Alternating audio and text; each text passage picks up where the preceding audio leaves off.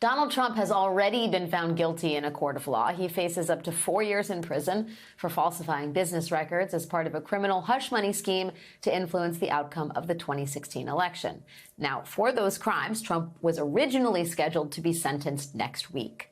That was until the Supreme Court granted Trump immunity from virtually anything that could be considered an official act. As a result, next week's sentencing has been postponed to September 18th, so that the judge in this case, Judge Juan Merchan, has time to consider an argument that Trump's defense lawyers have used in multiple criminal cases, that his guilty verdict should be thrown out entirely.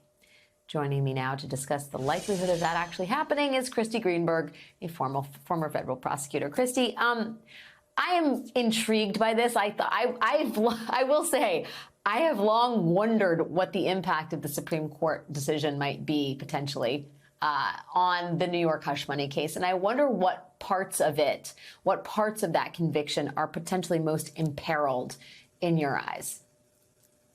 So I don't think the conviction is imperiled. That's the good news. Look, the charged conduct itself, directing your personal lawyer to make hush money payments to a porn star and then reimbursing him and covering it up, none of that's official conduct. So it doesn't matter that he signed the checks to Michael Cohen from the White House. They were from his personal account to his personal attorney, unofficial conduct. The real question then becomes whether any evidence of Donald Trump's official acts was used to prove these unofficial acts, because the Supreme Court says now that you can't use any of that. So I spent a good amount of time reviewing the evidence that Trump's lawyers have now cited as saying that it's official act evidence that couldn't have been used and was improperly admitted at trial. And then I looked at the rest of the trial record. And essentially what I found is that even if you take the pieces of evidence that Trump's attorneys say shouldn't have been admitted, even if you take that out, it was largely cumulative of other evidence that was already in that trial record that was proving Trump's guilt. So the bottom line is the evidence of Trump's guilt is overwhelming, even without that evidence that Trump's team is citing. And so I don't think any of that evidence that they're concerned about is make or break evidence that would have led a jury to acquit. So I think this verdict will still be upheld. I think it will still be intact. This is at least one case where I think people can breathe a sigh of relief, at least for now. Yeah, and it sounds like, so some of the evidence they're trying to get out of this is some of those Oval Office conversations, presumably between Pecker, Trump, and Cohen. You sound pretty bullish on the integrity of the conviction standing up. It also sounds like they tackled the immunity thing a while ago. They've already gone down this lane, and they've effectively waived their right for immunity already, have they not? So they definitely waived their right to challenge the charged conduct. That's for sure. The judge already ruled on that and said, this is untimely. You had the opportunity to raise this a while ago. Same thing with the evidence. But again, now we have the Supreme Court opinion saying that you can't use any evidence of official acts to prove the unofficial acts. That's new law. That was not the law that the DA's office cited. That wasn't the law even that the judge seemingly relied on in letting that in. So that's new, and they have to deal with that. But as you said, testimony, conversations just because they happened in the Oval Office, that doesn't make them official. I think something like a conversation with Hope Hicks, who was then the White House communications director, when they're having a conversation, for example, about how the Stormy Daniels testimony, how that story would play in 2018, arguably could be official conduct, that conversation, under this opinion. But again, there were many other conversations from Pecker's testimony and from Michael Cohen's testimony, both before and after the election, about the fact that Donald Trump didn't want these women's stories to come out to negatively affect the campaign. And his communications, even when he was president, with private parties, that's not plausible to be official conduct. So again, I think we're on solid footing with a lot of this evidence. I do have to ask, as we talk about what the impact of the court's decision on immunity is in these other federal criminal cases, what you think happens on the January 6th case, because it's now the ball is in Judge Chutkan's court, right? And she can have these evidentiary hearings. And I wonder if you think we should be expecting sort of mini trials, if you will, around the evidence that can be used in this. Is the public going to get some sort of smaller, bite-sized version of a trial in the form of one of these hearings? Or is that overestimating the sort of information we're actually going to get made public? So bring on the mini trials. I think there's no reason here for Jack Smith to really hold anything back. This is for all the marbles, right? Like you have most of the indictment that is at least still in play. And so he's going to have to bring out his witnesses, his documents to be able to prove that these are, in fact, either official acts, but you rebut the presumption of immunity, or that they're unofficial acts. And so I think we should expect to see a lot of his evidence brought forth. And those hearings should happen before the election. There's no reason to delay. You'll expect that there's some briefing over the summer, but come fall, we should be seeing these hearings. And there's a lot that's still at play here. Donald Trump's attempts to pressure Mike Pence to count these, to not count the legitimate elector votes. Yes, there's presumptive immunity under the Supreme Court opinion for those, but that can be rebutted. And the Supreme Court itself said the vice president was not acting in his executive branch function when he was presiding over the Senate, and that Donald Trump has no authority whatsoever with respect to counting those electoral votes. So expect testimony from Mike Pence and others to that effect. Even Supreme Court Justice Barrett said, as to the slates of fake electors, that's private conduct. So again, I think we're going to hear from a lot of these state officials that Donald Trump was trying to pressure, a lot of private actors, people that he was trying to get to interfere with those state processes, which the president has no authority whatsoever to tell the states how to count their electors. So I think that fake elector scheme will still be in play, and we'll get a lot of evidence as to that. And then there's that last bucket about everything connected and leading up to January 6th. And there, we're going to hear more about how these tweets came about, how the communications came about, but it would be quite incredible to think that "Be There, Will Be Wild" is an official act of a president. The Supreme Court said, look, presumptively, a lot of communications are going to be official acts, but there are communications that fall in the bucket of candidate Trump. And I think a lot of his address, "Fight Back to Take Our Country Back," sending the crowd to January 6th, it's once the evidence comes in about what was going on surrounding those contacts, it's really hard to see them as anything but candidate Trump and not President Trump. Be there, will be wild, not in the annals of presidential speech. Christy Greenberg, it's always great to get your expertise on this. Thank you so much for dropping some wisdom tonight. Really appreciate it.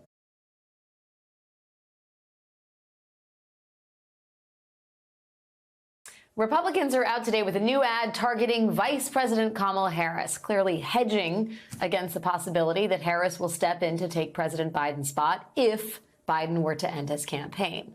To that end, new Reuters Ipsos polling shows that in a hypothetical matchup against Trump, Harris outperforms 4 other potential Democratic candidates, losing to Trump by just 1 percentage point. That is perhaps why at least one Democrat is on the record saying Kamala Harris should be the Democratic nominee for president in 2024. Joining me now is that Democrat, Tim Ryan, former congressman from Ohio. Tim, it is good to see you this evening. Thanks for being here tonight. Let's just get right to your argument. Why Kamala Harris? Well, we need a generational change. There's no question about that. I think you look at what they call the double haters. They don't want Biden. They don't want Trump. I think it's really important that we give them an alternative. So there'd be the huge generational change. You look at the practical politics of the situation. Look where we're bleeding out. We're soft with a lot of the minority communities, and we're bleeding out young people. And I think Kamala could come in instantaneously, juice our base, pull in young people. I've been getting calls from Ohio that want, working class people. They want Biden to step down, and they're telling me they'd be excited for a Kamala Harris run. So I think she checks a lot of these boxes. And you take the choice issue just real quick. I think there's so much at stake for women. For her to be able to prosecute that issue for us in a debate against Donald Trump, I think that, you add all that together, and I think we're back in the game, and we could make a good run at this thing. Do you think it's a decidedly different moment than it was in 2020 when she did throw her hat in the ring for the presidential nomination and was out before Iowa? Oh, 1,000%. I mean, you know, you're better at your job 3.5 years later. Most Americans who do something for 3.5 years, especially at a very high level, you get better, you grow, you become seasoned. She's already has a lot of raw talent and ability and charisma. And presidential campaigns are pretty tough, so that's a heck of a standard. But I think it culminated for me in my mind, Alex, to really start thinking about this, was how she handled herself on debate night. Absolute star. I mean, I followed her. I was so enamored. I followed her across all the cable stations as she was doing her interviews, and she was masterful. And I think that's the culmination of 3.5 years. So to me, it's like, what are we waiting for? We have a very good candidate here. Let's help her grow into the campaign. And, you know, I think it would be a great move for Biden to kind of set up somebody like Kamala Harris as the crowning jewel of what is this really significant and well-done presidency. In the last 72 hours or the last 5 days, there have been a lot of names mentioned, and what's been so odd about this is only in the last 12 to 24 has Kamala Harris's name really popped up as potentially a leading contender, if, with the giant caveat that Biden has not dropped out, and only if he does drop out would she go, obviously, to the top of the ticket. I wonder, you know, what that signals. The Wall Street Journal sort of takes the opposite opinion from yours. They're saying that Biden is effectively trying to scare Democrats that Harris is the only alternative if he drops out. The reason we're seeing this sort of flurry of prognostication about Harris's viability is because the Biden campaign is floating that as a disincentive. Do you think that that's tortured logic? I mean, what's your response to that idea? I don't know, honestly. I'm not understanding a lot of what's coming out of the White House in the last 72 hours. I don't agree with it. I think the way they've handled this has been tremendously unhelpful to, you know, just voters like me, former members of Congress and current members of Congress. So I don't know exactly what the machinations going on inside the White House are. I just hope they will take a very, very close look, maybe even have the president watch the debate again, really see what's happening. I mean, I'm here in Ohio. Like, the average people are still talking about what happened on the debate night on Thursday. We're not going to shift that narrative, Alex. It's just, we've got to come to reality. We've got to be, one of the things people don't like about Democrats, we're not decisive. We don't act with conviction enough. They don't see us as strong. This is an opportunity for us to shift all of those kind of narratives that the Republicans have pinned on us as a party. And I think the opportunity now is to do the right thing. Let's quit dilly-dallying around here. We got a race to win. You saw the Chevron decision.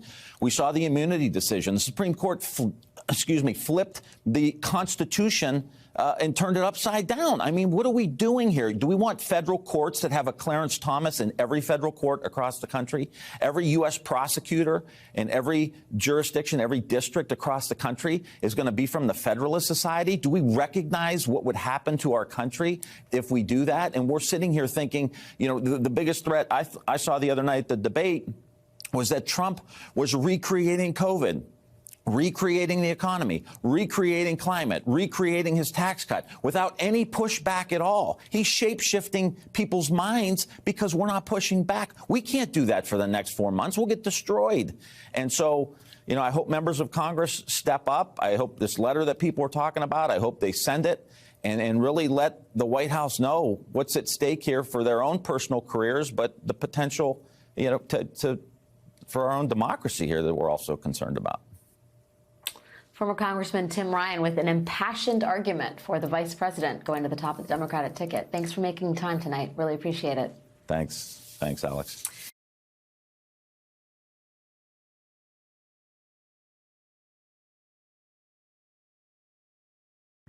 It was March 31st, 1968, when the President of the United States made an announcement that changed the course of history.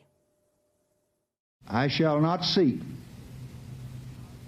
and I will not accept the nomination of my party for another term as your president. President Lyndon Johnson decided not to seek re-election in late March of an election year, just months before the Democratic Party's nominating convention. Though outside observers believed at the time that President Johnson exited the race largely over the quagmire in Vietnam, Sources in the White House would later reveal that it was concern about his health that drove President Johnson to withdraw. At the time, Johnson was already facing challenges from Eugene McCarthy, a liberal anti-war candidate, and from Senator Robert F. Kennedy, a political scion and a senator and a former U.S. Attorney General. But President Johnson's exit left a power vacuum, and that was filled by the entry of Johnson's vice president, Hubert Humphrey. The Democratic candidates were now hurtling toward a contested convention. But before that convention even began, there was another shock to the race. On June 5th of that year, Robert F. Kennedy was shot at the Ambassador Hotel in California. The next day, he was pronounced dead. 2 weeks before the convention began, South Dakota Senator George McGovern announced that he would throw his hat into the ring as a stand-in candidate for voters who supported RFK. And when the Democratic delegates eventually gathered in Chicago, nearly 10,000 anti-war protesters swept into the Windy City. They were met by more than twice as many members of the National Guard.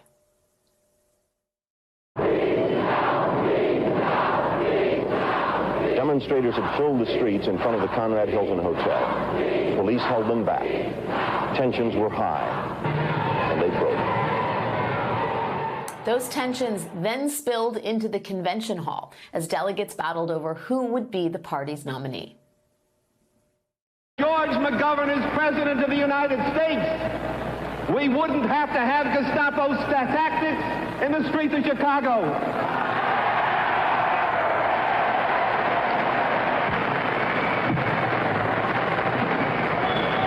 How hard it is to accept the truth.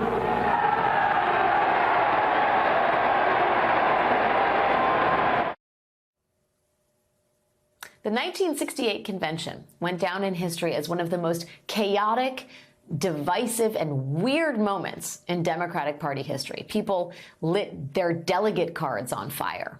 Protesters threatened to put LSD in the Chicago water supply. The Youth International Party nominated a pig named Pegasus, for president, and then demanded that the pig receive Secret Service protection. At the end of it all, Vice President Humphrey won the delegate contest and became the nominee of a bitterly divided party. He went on to lose the general election to one of the most corrupt Republican presidents in U.S. history, Richard M. Nixon. And today, right at this very hour, the question is whether or not Democrats are headed for another contested convention in Chicago. Now, there are things about this moment that are both eerily similar and dramatically different than what happened in 1968. First of all, Robert F. Kennedy's son and namesake is running for president, albeit in a completely different context, as a fringe third-party candidate who just this week faced new allegations that he sexually assaulted a babysitter in 1998. MSNBC has not independently verified those allegations, but RFK Jr. responded to those allegations by saying this. Listen, I've said this from the beginning. I am not a church boy. I am not running like that. I had a very, very rambunctious youth. I said in my announcement speech that I have so many skeletons in my closet. This is not exactly the RFK of 1968. But this year, once again, as in 1968, there is a foreign military conflict dividing the Democratic Party, this time in Gaza. But the central issue looming over this year's convention is not the war, and it is not the Kennedy in the race. In fact, by all outside measurements, the Democratic Party is in a period of relative unity and cohesion, and especially in its shared alarm about the threat posed by the party's opponent, Donald Trump. So both structurally and politically, it is a dramatic difference from the year 1968. Instead, this year, the issue that is fracturing the party, the thing that hangs over what is a very big tent at this point, isn't a policy division, but a personal one. It is the issue that LBJ kept to himself all those years ago, the health and the vitality of the incumbent president, his fitness for office, and his ability to run against a dangerous candidate who threatens American democracy.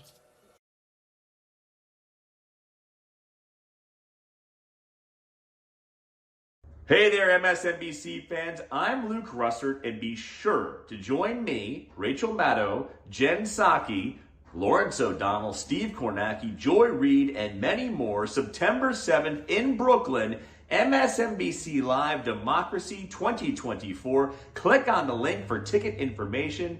We will see you there.